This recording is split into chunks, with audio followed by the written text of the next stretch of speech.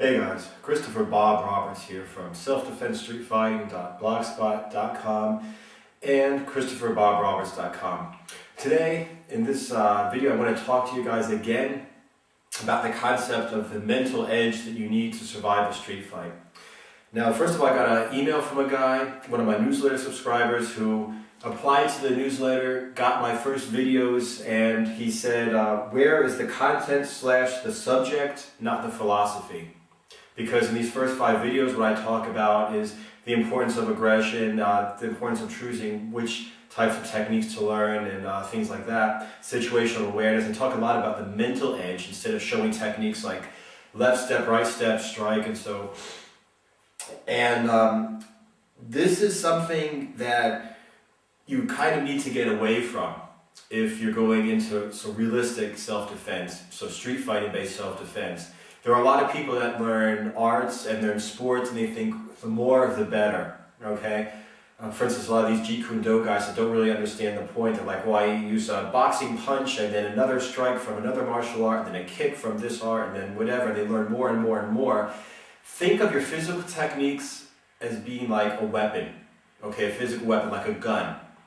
Now, what's the point if I give you a gun and you could shoot a person and kill a person just with a movement of your finger, if you get scared, okay, when you're attacked and you fumble or you're afraid to pull the gun, you're afraid to even draw the gun and shoot.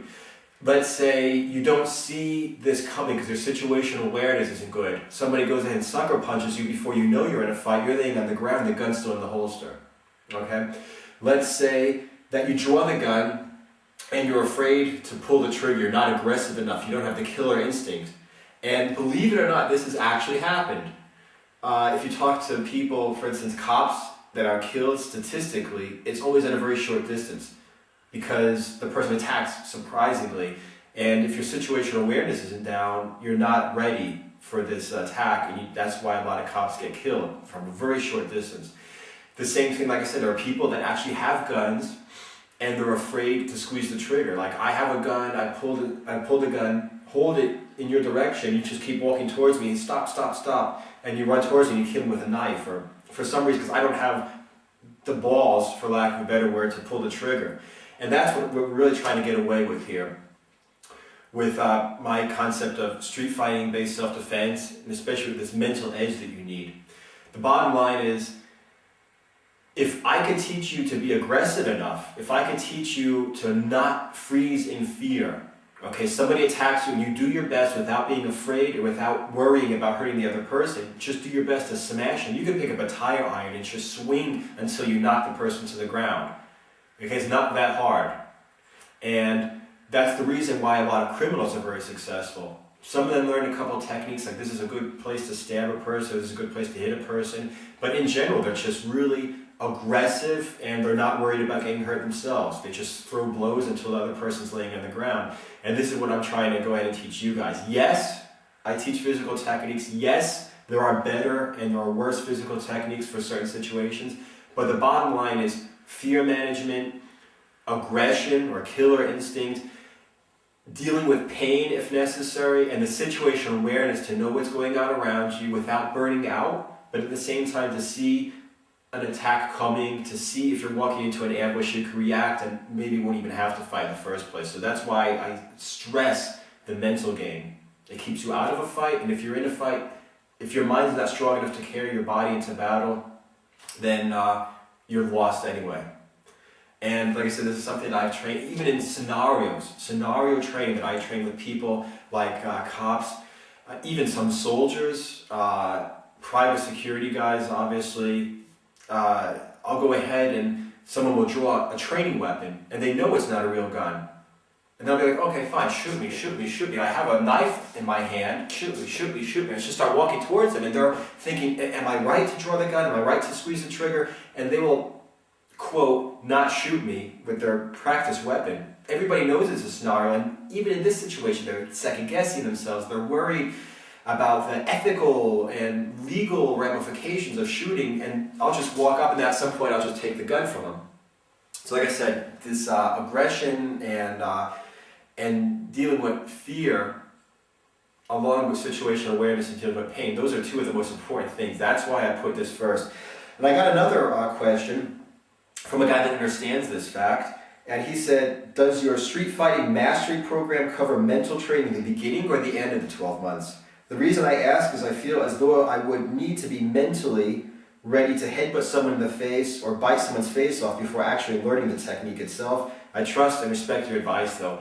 Yes, this mastery program, I put it and I sell it as a 12-month program, but basically what I'm doing is putting all my information in there, so it's like a lifetime membership. And every week you get a lesson.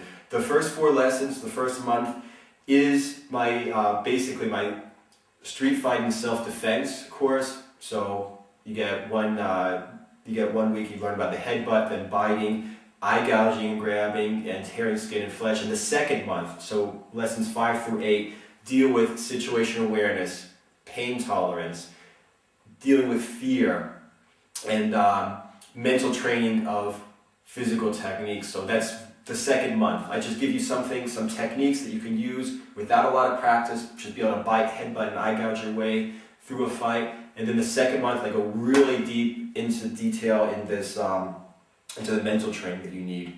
And like I said, this is basically when you consider that the courses that I'm going to be selling, I package this up. For instance, self-defense street fighting costs $47.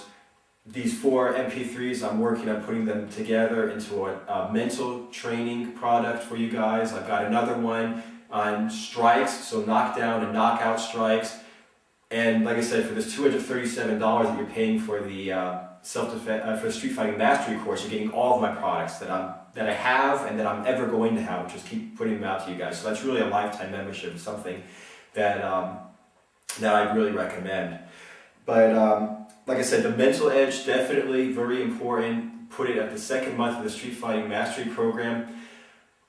I was talking to my girlfriend the other day. Got a new girlfriend, and I went shopping. I'm like, hey, should I bring anything? Do you want you need to pick up anything for you? And she's like, no, but now you're on it, you could go ahead and teach me some tricks in case somebody attacks me, how I'd be able to defend myself. And I started talking about eye grabs and biting, and she's like, well, I can never poke somebody in the eye, and I just don't want to hurt anybody.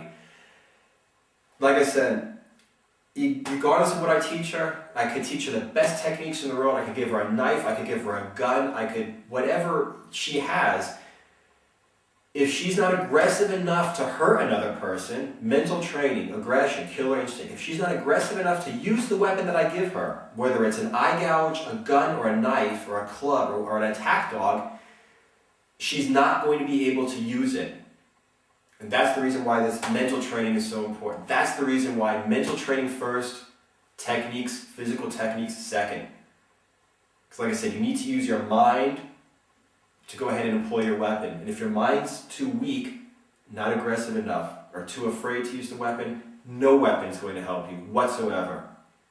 So yeah, like I said, definitely concentrate more on the mental aspect than on the physical aspect of self-defense. And like I said, the Street Fighting Mastery Program, I should get out my mental training MP3s for the people that aren't part of the Mastery Program. But like I said, if you're looking to save money, you get every course that I have or that I ever will have as a part of the Mastery Program. It's just a continually ongoing thing. And the second month is, like I said, the 4 MP3s that cover fear management, turning fear into aggression, dealing with pain, situational awareness, and the mental training and physical techniques. So that's definitely right up front. Okay, I hope that you guys understand a little bit more about the importance of mental training, the mental aspect of self-defense. Like I said, that's the very most important thing you have, okay, to be able to use the weapons that you learn, the weapons that you have. And just go ahead and think about it. If you have any questions, send me an email, get with me on my Facebook fan page, Self-Defense Street Fighting. And until tomorrow, train smart and watch your back.